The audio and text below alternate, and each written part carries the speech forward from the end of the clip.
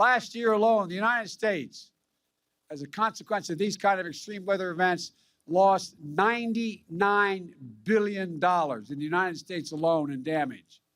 After Hurricane Ida, I see the distinguished governor from Louisiana is over there. I saw him stand up. I went down to see him. We went through and saw all the damage there. They had 179-mile-an-hour winds at top speed in Louisiana. But then I headed on up to New York.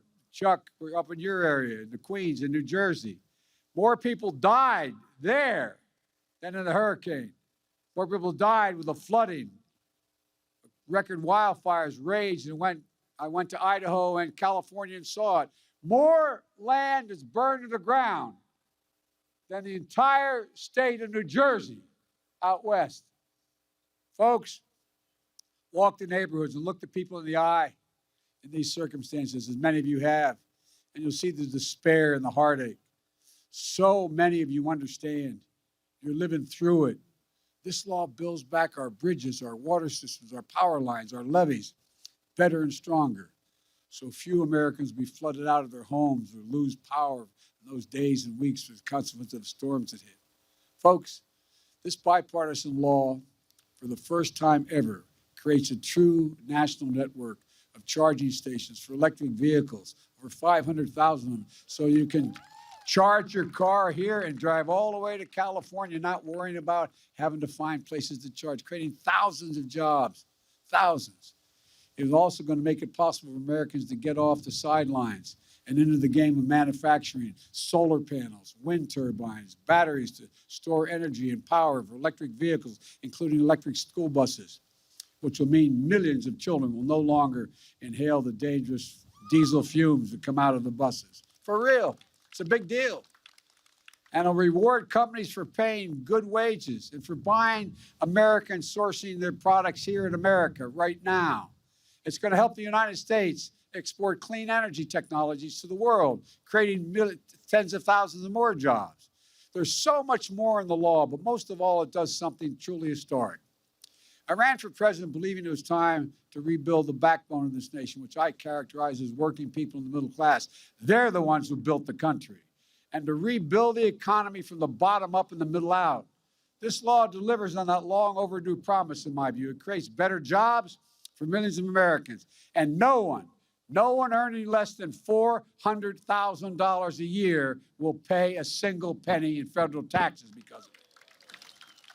And it does not include, as we did the bipartisan infrastructure bill, it does not include a single penny in gas tax, which I rejected because people under $400,000 would be paying it. This law is a blue-collar blueprint to rebuild America. It leaves no one behind, and it marks an inflection point that we face as a nation. For most of the 20th century, we led the world by significant margin because we invested in ourselves. But somewhere along the way, we stopped investing in ourselves. We risked losing our edge as a nation, and China and the rest of the world are catching up. Our infrastructure used to be rated the best in the world. Now, according to the World Economic Forum, we rank 13th in the world. Well, that's about to change. Things are going to turn around in a big way. For example, because of this law, next year will be the first year in 20 years American infrastructure investment will grow faster than China's. We'll once again have the best roads, bridges, ports, and airports over the next decade. And we'll lead the world into the 21st century with modern cars and trucks and transit systems. We're going to do this by building again and moving again. Folks, too often in Washington, the reason we didn't get things done is because we insist on getting everything we want, everything. With this law, we focus on getting things done. I ran for president because the only way to move this country forward, in my view, was through compromise and consensus. That's how the system works.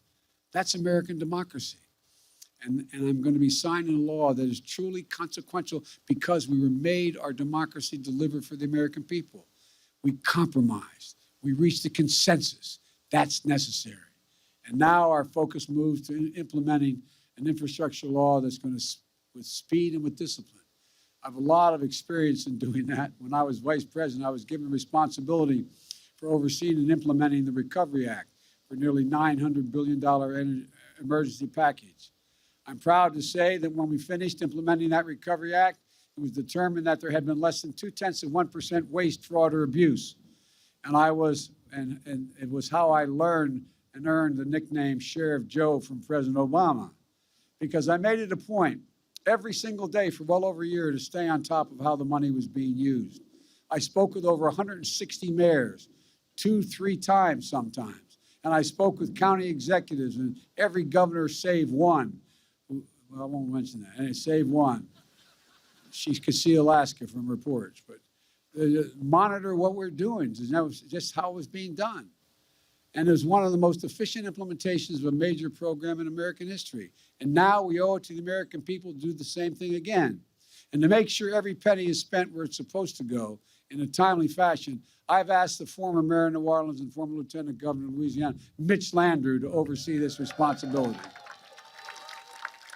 He'll have full access to every tool the federal government has and to get it done.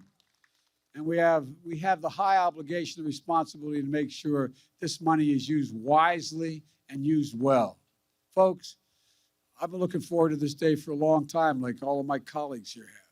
Tomorrow, I'll be traveling to New Hampshire to visit a bridge that is structurally not safe, like thousands of bridges across America.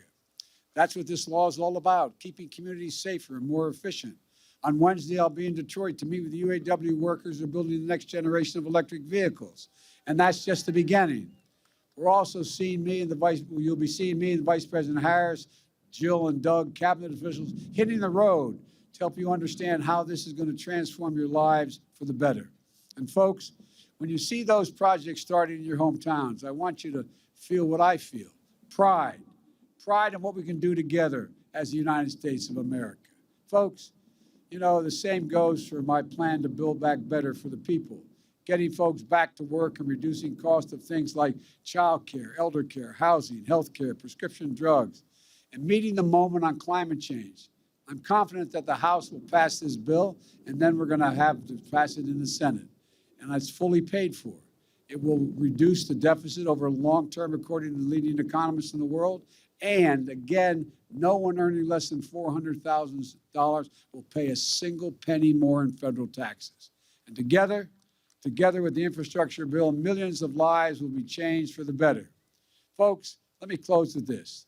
Throughout our history, we've emerged from crises by investing in ourselves. During and after the Civil War has been referenced, we built the Transcontinental Railroad, uniting East and West and uniting America. During the Cold War, we built the interstate highway system, transforming how America lived their lives. And now we're emerging from COVID-19 pandemic, and we'll build an economy for the 21st century. When I met with the president of China, who I'm going to be speaking with tonight, several years ago, he asked me, we were in China, he said, could I define America? And I said, absolutely. It's the God's truth. I said, absolutely. I can define it in one word. Possibilities. Possibilities. There is no limit to what our people think we can do. And there is no limit to what our nation can do. And there is no one thing that I know more than this. It's never, ever been a good bet to bet against the American people. Never, never, never. Given half a chance, the American people have never, ever, ever let this nation down. And it's our job to give our people that chance. It's our job to come together and make sure we remain a nation of possibilities. As I look out in this crowd today, I see Democrats and Republicans, national leaders, local leaders, all elected officials, labor leaders, business leaders, and most of all, I see fellow Americans. I see America.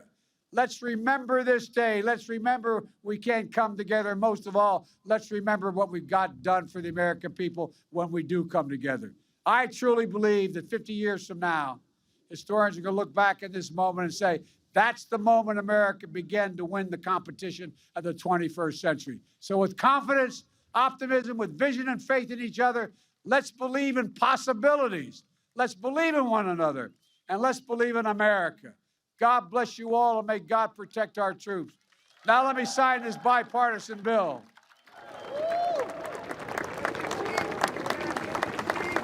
Take the Vice President, take that out of your way, sir. Good man. There you go. Yes, sir.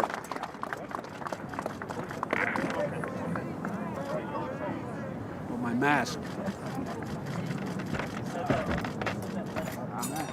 Oh boy. I don't need a mask outside.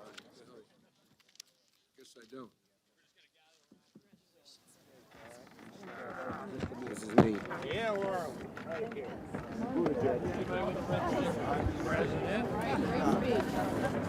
You guys must be freezing. We were wondering when you were going to stop for a moment after frozen it. I tell you what, I know what you mean. That's the only reason I did stop. Well, folks, I'm going to get you each a pen, but there's 30 of you up here. I only have one pen with me. Sorry, Vice President, please. All right. Thank you.